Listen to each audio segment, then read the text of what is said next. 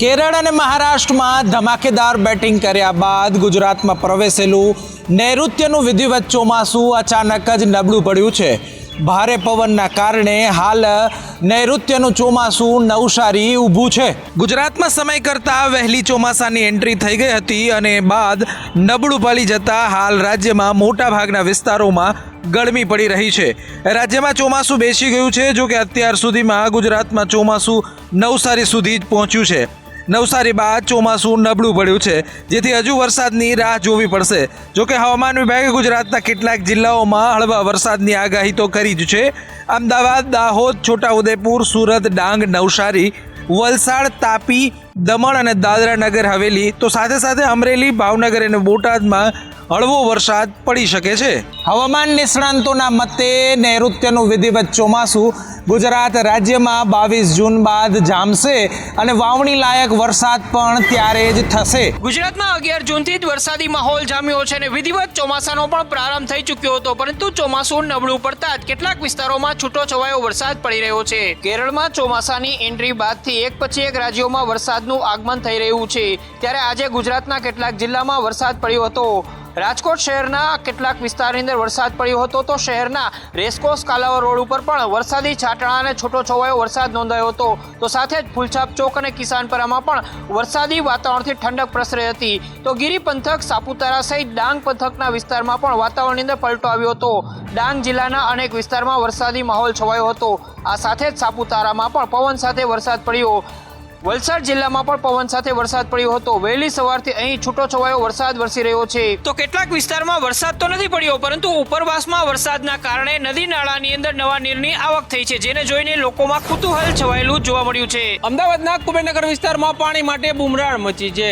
Smart city કહેવાતા અમદાવાદમાં ભારે ટેક્સ ચૂકવીને પણ લોકોને પાણી માટે વલખા મારવા પડી રહ્યા છે। કુબેરનગર વિસ્તારમાં પાણીની વિકટ સમસ્યા છે। 6 મહિનાથી લોકો પાણી માટે વલખા મારી રહ્યા છે। અનેકવાર તંત્રને રજૂઆત કરી છે, છતાં તંત્ર દ્વારા આંખ આડા કાન કરવામાં આવતા ઉત્તર ઝોન એએમસી કચેરીમાં સ્થાનિકોએ વિરોધ નોંધાવી પાણીની માંગ કરી છે। આ સાથે જ જો સમસ્યાનો ઉકેલ ન આવે તો પ્રતિક ઉપવાસ ઉપર ઉતરવાની ચીમકી પણ ઉચ્ચારી છે। 6 મહિનાથી અમે પાણી માટે લડત લડી રહ્યા છે, કોઈ અમારી વાત સાંભળતો નથી। આજે અમારો વિરોધ અહીંયા પાણીથી નહીંને કોર્પોરેશનની કચેરીમાં પાણીથી નહીંને અમે અમારો વિરોધ દર્શાવીએ છીએ। આ અમારો વિરોધ છે।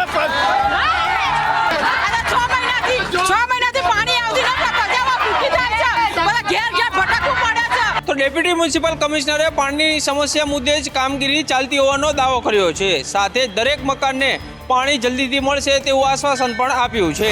રાજકોટતા અભિયાન ચાલી રહ્યું છે, એવામાં સરકારી કચેરીઓમાં જે પાનની પિચકારી મારવામાં આવે છે તેને લઈ સીએમ ભૂપેન્દ્ર પટેલે અધિકારીઓને ટકોર કરતા કહ્યું, વિકાસના કામોની સમીક્ષા સપ્તાહમાં 2 વાર થવી જોઈએ। મેં કીધું છે કે ભાઈ 11 થી 5 ઓફિસમાં જે તમાકુ ખાતા હોય એ લોકોને રિસ્ટ્રિક્ટ કરવા જોઈએ। આપણા બધા જ અધિકારી પદાધિકારી પ્રજાજનો આવતા હોય તો એ લોકોને પણ ઓફિસ અવર્સમાં ના કરે તો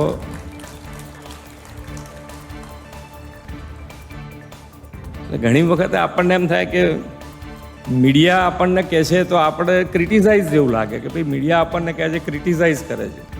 એ ક્રિટિસાઇઝ નથી કરતા, આપણી નાની નાની ભૂલો બતાડીને આપણને જાગૃત રાખે છે કે તમે હજુ જુઓ, હજુ આટલું કરવા જેવું છે, હજુ આટલું કરવા જેવું। સીએમ ભૂપેન્દ્ર પટેલે વધુમાં કહ્યું કે નાની નાની ફરિયાદોના નિવારણ થવા જરૂરી છે। પ્રજા જે વિડીયો બનાવીને મોકલે છે તેની પર ધ્યાન આપવું પણ જરૂરી છે। સફાઈ ઓછી, ફોટો પડાવનાર વધુ। આ વાત છે અંકલેશ્વરની। અહીં સફાઈના નામે ફોટો સેશન કરતા નજરે પડ્યા। નિર્મળ ગુજરાત યોજના અંતર્ગત ગુજરાત રાજ્યને સ્વચ્છ રાખવાની કામગીરી હાથ ધરવામાં આવી છે અને તેના જ ભાગરૂપે આજે અંકલેશ્વરના ગામ તથા ઓફિસને સ્વચ્છ કરવાની કામગીરી હાથ ધરવામાં આવી। આ ઉપરાંત ઓફિસોમાં રેકર્ડ વર્ગીકરણ, સફાઈ જેવી કામગીરી તથા ગામમાં ઉકરડા સ્થળાંતર, શૌચાલય બનાવવા જેવી કામગીરી હાથ ધરવામાં આવી હતી, પરંતુ સફાઈ અભિયાનના નામે હોદ્દેદારોએ માત્ર ફોટો પડાવ્યાનું સામે આવ્યું હતું। શહેર ભાજપ પ્રમુખ સહિત નગરપાલિકાના અધિકારી પદાધિકારી ફોટો સેશન કરતા નજરે પડ્યા હતા। વળી કેટલાક હોદ્દેદારો તો જ્યાં કચરો ન હતો ત્યાં સફાઈ કરતા જોવા મળ્યા। જ્યાં ખરેખર કચરો હતો ત્યાં સફાઈ કામદારો સફાઈ કરતા હતા અને જ્યાંથી ફોટો સારા આવે અને કચરો ના હોય ત્યાં હોદ્દેદારો જોવા મળ્યા હતા। શૈક્ષણિક સત્રની શરૂઆતમાં આજ ફી વધારાને લઈને વાલી મંડળ હરકતમાં આવ્યું છે, તો કેટલીક શાળાઓમાં 3 થી 4 હજારનો ફી વધારો કરવામાં આવે છે, ત્યારે કેટલીક શાળાઓમાં બ્રાન્ચના નામે એક્સ્ટ્રા ફી લેવાઈ રહી છે। ઇલેક્શનનો ટાઈમ હતો એની પહેલાં તમે જોશો તો FRCમાં વડોદરા ખાતે એક જગ્યા ખાલી પડતી હતી, બરાબર. હવે જે તે ટાઈમે આ લોકોને જગ્યા ભરવાની હતી, પણ કંઈક કારણોસર આ લોકોએ જગ્યા ભરી નહીં FRCમાં. સ્કૂલ સંચાલકો હવે એમના હિસાબે ફી માંગી રહ્યા છે, તો વાલીઓના રોજના મારી પાસે ફોન આવી રહ્યા છે કે ભાઈ અમારી સાઈડ પર ફી એકદમ વધી ગઈ છે, કે ભાઈ સાચું હકીકત શું છે, શાની માટે આ વસ્તુ કઈ સ્કૂલમાં કઈ રીતના હેરાનગતિ થાય છે. કેટલા અંદાજિત ફી વધારી છે આ વખતે? અમુક એમાં છે, એમાં જે સ્કૂલોનું નામ નથી લેતો, એ રવિવારે સ્કૂલનું નામ સાથે કહીશ, પણ 3,500 થી 4,000 રૂપિયાનો ફીનો વધારો કર્યો છે. ત્યારે વડોદરામાં FRCની નિમણૂક બાકી છે. FRCની બેઠક ન મળતા શાળા સંચાલકોએ ફી વધારી હોવાનું વાલી મંડળના પ્રમુખનું કહેવું છે. ત્યારે ગુજરાતમાં વાલી મંડળની 16 જૂનના રોજ બેઠક મળશે. વિદ્યુત સહાયક ભરતી કૌભાંડને લઈ અને PGVCL એક્શન મોડમાં આવી છે અને 30 જેટલા કર્મચારીઓને PGVCLએ ઘર ભેગા કરી દીધા છે. વિદ્યુત સહાયક ભરતીને લઈ વર્ષ 2021માં સક્સેસ ઇન્ફોટેક નામની કંપની દ્વારા પરીક્ષા લેવામાં આવી હતી. આ પરીક્ષામાં 400થી વધુ પરીક્ષાર્થીઓ ઉત્તીર્ણ થયા હતા. જો કે પરિણામ બાદ પરીક્ષામાં કૌભાંડ થયું હોવાના આરોપ થયા હતા. આથી સુરત ક્રાઇમ બ્રાન્ચમાં જે તે સમયે પરીક્ષા કેન્દ્રના માલિક કોમ્પ્યુટર લેબ ઇન્ચાર્જ વિરુદ્ધ ફરિયાદ નોંધાઈ હતી. ત્યારે હવે આ કૌભાંડમાં PGVCLએ મોટી કાર્યવાહી કરી છે અને 30 જેટલા વિદ્યુત સહાયકોને ફરજ મુક્ત કરાયા હોવાની માહિતી સામે આવી છે. તમામ કર્મચારીઓ સામે તહોમતનામું દાખલ કરવા માટે આદેશ પણ અપાયો છે. તમામ કર્મચારીઓ વિરુદ્ધ ચાર્જશીટ દાખલ કરવા બાબતે પણ આદેશ આપવામાં આવ્યો છે. જે તે સમયે સરકારના નજરમાં આ ગેરરીતિ ધ્યાને આવી અને ત્યારબાદ સરકાર દ્વારા તપાસ કરી અને કાર્યવાહી હાથ ધરવામાં આવી છે. વડોદરાની MS યુનિવર્સિટીમાં BComમાં 75% મેરિટ અટકી જતા હજારો સ્થાનિક વિદ્યાર્થીનીઓએ પ્રવેશથી વંચિત રહેવાનો વારો આવતા આજ રોજ વાલીઓ અને વિદ્યાર્થીઓએ હેડ ઓફિસ ખાતે હોબાળો મચાવ્યો હતો. વડોદરા શહેરની MS યુનિવર્સિટીમાં BComની પહેલા વર્ષની યાદીમાં જનરલ કેટેગરીમાં 75% મેરિટ અટકતા હજારો સ્થાનિક વિદ્યાર્થીઓ એડમિશનથી વંચિત રહી ગયા છે. જેથી આજે વિદ્યાર્થી સંગઠન ઓલ ગુજરાત સ્ટુડન્ટ યુનિયનની આગેવાનીમાં વિદ્યાર્થીઓ અને વાલીઓ યુનિવર્સિટી હેડ ઓફિસ ખાતે પહોંચ્યા હતા અને સ્થાનિક વિદ્યાર્થીઓને એડમિશન આપવાની ઉગ્ર માંગણી કરી હતી. તેમજ હોબાળો મચાવ્યો હતો અને યુનિવર્સિટી PROને આવેદનપત્ર આપ્યું હતું.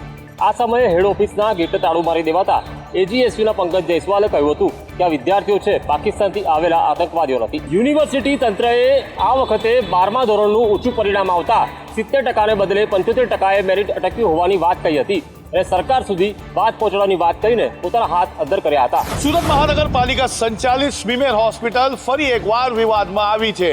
અગાઉ થાઈ ગર્લનો વિવાદ હજુ શાંત પડ્યો નથી, ત્યાં હવે ડોક્ટર દારૂ પીતા પકડાયો છે. સુરત મહાનગરપાલિકા દ્વારા સંચાલિત સ્મીમેર હોસ્પિટલ અને કોલેજના કેટલાક રેસિડેન્ટ ડોક્ટરો કલંકિત કરવા પડ્યા હોય તેવું હાલ સામે આવી રહ્યું છે. ઓર્થોપેડિક વિભાગના રેસિડેન્ટ ડોક્ટર ઋત્વિક દરજી દ્વારા રંગરેલી મનાવવાના માટે હોસ્ટેલમાં થાઈ ગર્લ બોલાવવાના સનસનીખેજ અને ગંભીર મામલો હજુ સાંભળ્યો નથી અને ગત રોજ તેને સસ્પેન્ડ કરવામાં આવ્યો હતો અને હજુ તેના વિરુદ્ધ ખાતે તપાસ ચાલી રહી છે. ત્યારે વધુ એક ચોંકાવનારી ઘટના પ્રકાશમાં આવી છે. થાઈ ગર્લ કાંડ બાદ આવી ઘટનાઓને અટકાવવા માટે ઉચ્ચ અધિકારીઓ અલર્ટ થઈ ગયા છે. જેથી ગત રાત્રે ડીન સહિતના અધિકારીઓ PG હોસ્ટેલમાં સરપ્રાઇઝ ચેકિંગ કરવા ગયા હતા. ત્યાં ફોરેન્સિક વિભાગના ડોક્ટર હોસ્ટેલના રૂમમાં દારૂ પીતો ઝડપાઈ ગયો હતો. તેની પાસે દારૂની બાટલી જોઈ અધિકારીઓ ચોંકી ગયા હતા અને તે જ વખતે તેને વરાછા પોલીસે સોંપી દેવામાં આવ્યો હતો. સ્મીમેર હોસ્પિટલના થાઈ ગર્લ વિવાદ પ્રકરણ બાદ સરપ્રાઇઝ ચેકિંગ તંત્રના માણસો દ્વારા કરવામાં આવી હતી, જેના અંદર આ ડોક્ટર રંગે હાથ દારૂ પીધેલી હાલતમાં પકડાઈ ગયો હતો. સમગ્ર મામલો વરાછા પોલીસ સ્ટેશને પહોંચ્યો તો સત્તાવાર રીતે વરાછા પોલીસે ડોક્ટરની ધરપકડ કરી હતી. સૌરાષ્ટ્ર યુનિવર્સિટી દ્વારા ગત તારીખ 15 એપ્રિલથી જુદી જુદી પરીક્ષાઓનો પ્રારંભ થયો હતો અને 20 એપ્રિલના BCA સેમ 4નું પેપર લીક થયાના આક્ષેપ થયા હતા. ત્યારે હવે સૌરાષ્ટ્ર યુનિવર્સિટીના પૂર્વ સેનેટ સભ્યોએ કેટલાક ગંભીર આરોપ લગાવ્યા છે. બોર્ડ ઓફ મેનેજમેન્ટે ગઈકાલે નિર્ણય કર્યો અને એવું કીધું કે જે વિદ્યાર્થીઓએ BCA સેમેસ્ટર 4ની પરીક્ષા આપી હતી, જેનું પેપર લીક થવાની ફરિયાદ હતી, એને 70 માર્કના પેપરમાં હવે એ પેપર પ્રશ્નપત્ર 45 માર્કનું ગણાશે. 25 માર્કને એને પ્રો રેટ આપવામાં આવશે. એનો અર્થ એવો થયો કે યુનિવર્સિટીએ સ્વીકાર કર્યો કે આ પેપર લીક થયું હતું. પેપર લીક થયું હોય ત્યારે પહેલી જવાબદારી પોલીસ ફરિયાદ દાખલ કરવાની થાય. અત્યાર સુધીમાં અનેક વખત યુનિવર્સિટીએ આ રજૂઆત થઈ છે. કુલપતિએ દર વખતે એવું કહેતા હતા કે તપાસ કરીએ છીએ, BOM નિર્ણય કરશે, અને ગઈકાલે BOM ઉપર એમને ઉપરવટ જઈને ખોટો નિર્ણય કરાવ્યો. એને પ્રો રેટા આપવા હતા એ જુદો વિષય હતો, પણ પોલીસ ફરિયાદ દાખલ કરવી જોઈએ એ બહુ પ્રાથમિક માગણી હતી. ભારતીય જનતા પક્ષના કાર્યકર્તાઓના નામ આવે છે એટલે બેન એને છાવરી રહ્યા હોય એવું લાગે છે. પોતાની નવી ટર્મ પોતાને કુલપતિ પદે મળે એ ગોઠવણના ભાગરૂપે કોઈ આગળની કાર્યવાહી કરતા નથી. જોકે આ મુદ્દે નિદત બારોટનું કહેવું છે કે આ કેસમાં આજ દિવસ સુધી પોલીસ ફરિયાદ દાખલ કરવામાં આવી નથી, એટલે કે પેપર ફોડનારાઓને બચાવવામાં આવી રહ્યા છે. સુપ્રીમ કોર્ટમાં નીટના વિદ્યાર્થીઓની મોટી જીત થઈ છે. 1563 વિદ્યાર્થીઓના ગ્રેસ માર્ક રદ કરવામાં આવ્યા છે. ગુરુવારે સુપ્રીમ કોર્ટમાં નીટની પરીક્ષામાં ગેરરીતિઓ અંગે સુનાવણી હાથ ધરવામાં આવી હતી. કેન્દ્ર સરકાર દ્વારા એવી દરખાસ્ત કરવામાં આવી હતી કે ગ્રેસ માર્ક મેળવનાર 1563 ઉમેદવારોના સ્કોર કાર્ડ રદ કરવામાં આવશે.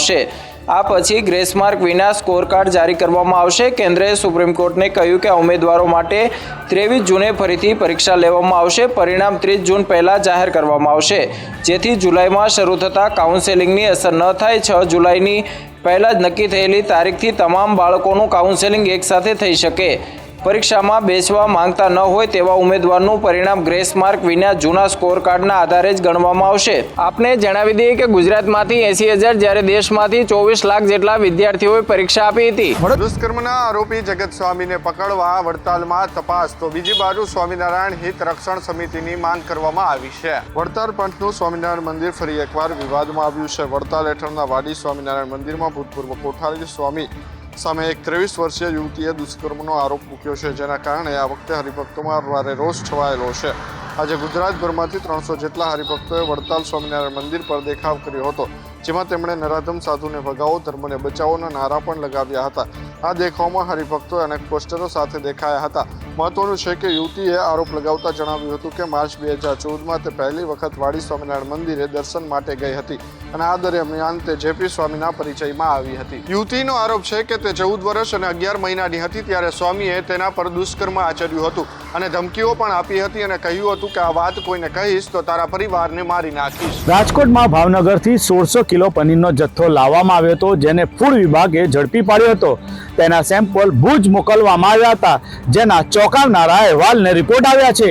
2 મે 2023ના રોજ રાજકોટના મહાનગરપાલિકાની ફૂડ વિભાગની ટીમે ભાવનગરના મહુવામાંથી આવેલો શંકાસ્પદ 1600 કિલો પનીરનો જથ્થો ઝડપી પાડ્યો હતો. ફૂડ વિભાગે પનીરનો જથ્થો કબજે કરીને તેમાંથી સેમ્પલ લેબોરેટરીમાં ટેસ્ટિંગ માટે ભુજ મોકલવામાં આવ્યા હતા. ટેસ્ટિંગમાં પનીર સબસ્ટાન્ડર્ડ એટલે કે અખાદ્ય હોવાનું આવ્યું હતું. પનીરની બનાવટમાં દૂધને બદલે વનસ્પતિ તેલની ભેળસેળ કરી હોવાનું જાણવા મળ્યું હતું.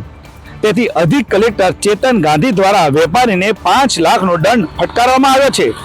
અખાદ્ય પનીરથી લોકોને કેન્સર સહિતની સંભાવનાઓ વધી જતી હોવાનું સામે આવ્યું છે.